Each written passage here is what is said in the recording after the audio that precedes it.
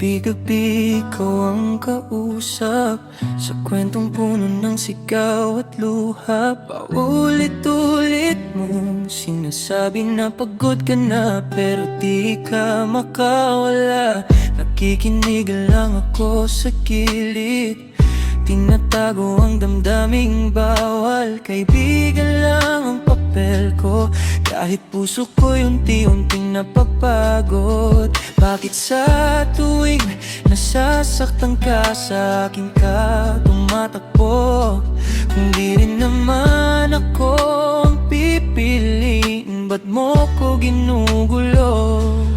Pwede bang aking talalang kung di ka naman niya kayang pakinggan? Sa'yo ko nakita ang hinahanap, sa yakap na marunong mo